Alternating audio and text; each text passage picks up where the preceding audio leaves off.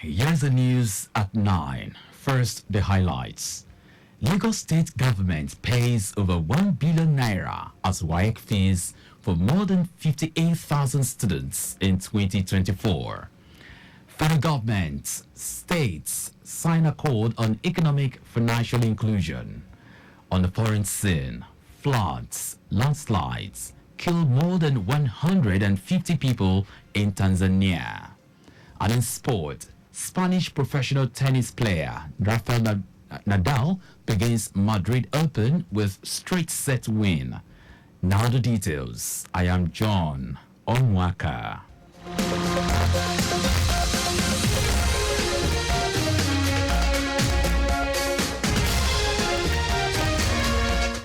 The Lagos State government has paid the sum of over 1 billion naira for the payment of West African Examination Council WAEC fees of 58,188 secondary school students for year 2024.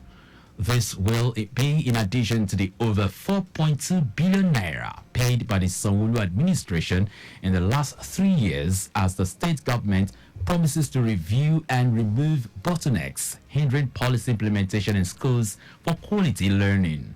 While reading out the programs and initiatives of the state government during the ministerial press briefing, Commissioner for Basic and Secondary Education, Tolani Ali Balogun, listed interventions in the sector to include recruitment of over 1,000 teachers, completion of over 150 projects in 6 education districts across the state from 2019, provision of learning devices to students, tables, chairs. Ali Balogun also hinted that through the Special Committee on Schools Rehabilitation, SCRIPT, 165 schools have been rehabilitated, built 1,047 new classrooms, new hostel blocks in the boarding schools, and provided 1,593 beds in the hostels with over 2,000 units of dual composite furniture provided. Mr. Babajide Olusola Sanwo-Olu, after a review of the achievements recorded in the implementation of Lagos Education Transformation Plan, which commenced in the year 2020, the mandate and the name of the ministry was amended, and the ministry was renamed Ministry of Basic and Secondary Education. The new mandate and name change seek to limit the responsibility of the ministry and its agencies to the significant early childhood education and keep our focus on tackling challenges in basic and secondary education. This novel restructuring will deepen the investment of the state in terms of policy intervention and regulations. The Ministry, pursuance of the Education and Technology Policy as enshrined in the Things Plus agenda, provided capacity training for teachers on e-learning through the deployment of the Nigerian Learning Passport, a curriculum-based software facilitated by UNICEF to enhance accessibility of content for teachers and students. Also in the year under review, 12 schools were shut down for safety infraction and illegal operations. Our correspondent, Adiola Kindele, quotes the Commissioner for Basic and Secondary Education as saying that 31 secondary schools and 5 primary schools are also undergoing massive rehabilitation and will be completed soon. Lagos State government has vowed to continue to create access to markets for small businesses and also ensure that tourism, arts and culture thrive. Special advisor to the governor on tourism, arts and culture, Idris Aregbe, stated this at a press conference to announce a collaboration between the state government and Niger Brand Chic Trade Fair at Alausa, Ikeja.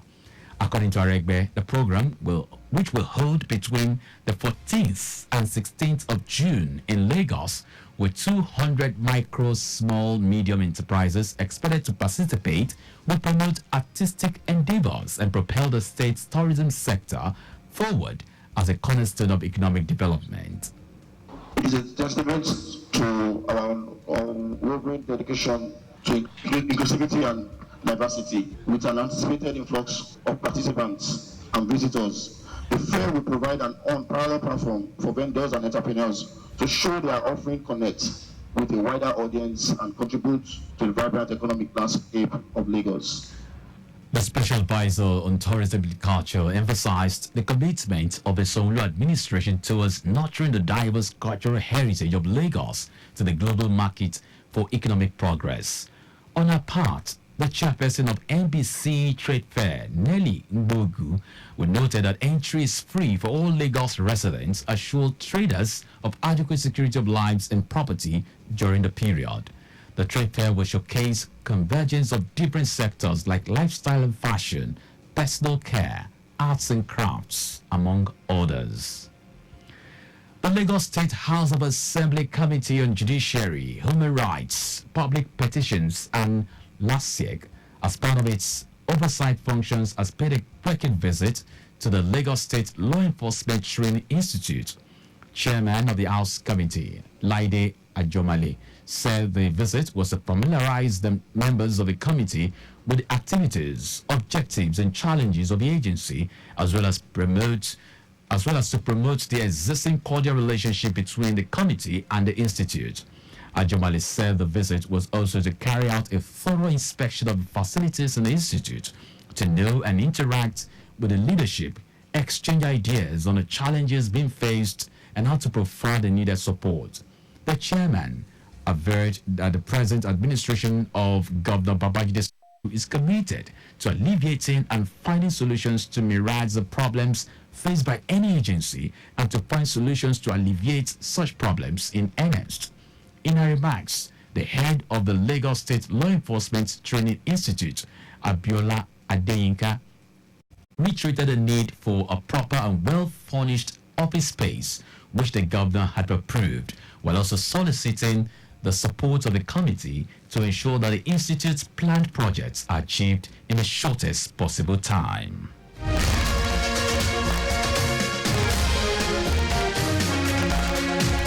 Now to the rest of the stories. The federal government, states, and the organized private sector have signed an accord for economic and financial inclusion. The presidency made it known in a statement signed by the spokesperson to Vice President Kashim Shettima, Stanley Nwocha. According to the statement, the move formed part of efforts to actualize delivery of financial services at affordable cost to all Nigerians, including those at disadvantaged and low-income segments of the society. Representatives of parties signed the ASO Accord during a workshop organized by the Office of the Technical Advisor to the President of Financial Inclusion, Office of the Vice President, at the State House Conference Center, Abuja. Signed on behalf of the federal government were Vice President Kashim Shettima, Minister of Finance and Coordinating Minister of the Economy, Wale Edo, and Governor of the Central Bank of Nigeria, Yemi Kadoso. The chairman, Nigeria Governors Forum, Governor Abdurrahman Abdurrazak of Kwara State, signed the accord on behalf of the states, while the managing director and CEO of Sterling Bank PLC, Abubakar Suleiman, signed on behalf of the organized private sector. Oyo State Governor Seyi Makinde has declared Friday, April 26, as a half-working day for all public and civil servants in the state. According to a statement by the special advisor to the governor media, Suleiman Olariwaju, the decision is in connection with the local government election slated for Saturday, April 27. Now to foreign news. At least 155 people have died in floods and landslides in Tanzania following heavy rains caused by El Nino. Prime Minister Kassim Majaliwa warned that rains might continue into May and urged families to leave flood-prone areas. Giving a report to Tanzania's parliament on the situation in his country since January, Majaliwa said about 200,000 people and more than 51,000 households were already affected by the disaster. Heavy rains have also swept through neighboring Kenya and Burundi, causing a humanitarian crisis in the region. Now sports. Spanish professional tennis player Rafael Nadal has begun his Madrid Open farewell with a comfortable straight-set win over American teenager Darwin Blanc. The five-time champion, who has indicated his plans to retire after the 2024 season, took just 63 minutes to complete a 6-1, 6-love victory. The 37-year-old said he will only play at the French Open next month if he feels capable enough to compete.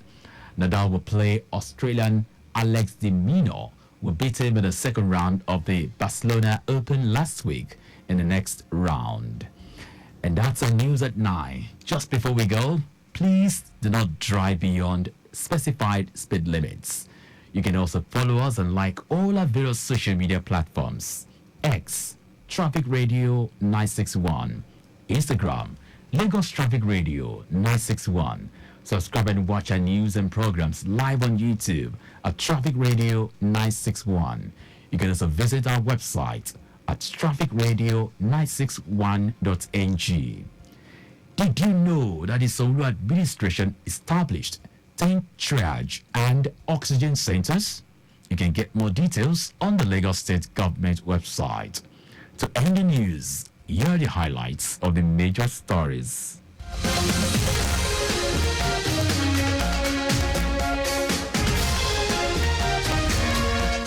Lagos State Government has paid a sum of 1 billion naira for the payment of West African Examination Council (WAEC) fees of 58,188 secondary school students for year 2024.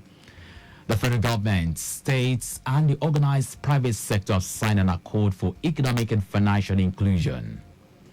We also told you that at least 155 people have died in floods and landslides in Tanzania following heavy rains caused by El Nino. And in sports, Spanish professional tennis player Rafael Nadal has begun his Madrid Open farewell with a comfortable straight-set win over American teenager Darwin Blanc. For contact with the newsroom, send a message to info@trafficradio961.ng. That is a news broadcast compiled by Derayo Idu Olaiya. I am John Omoaka. Thank you very much for listening.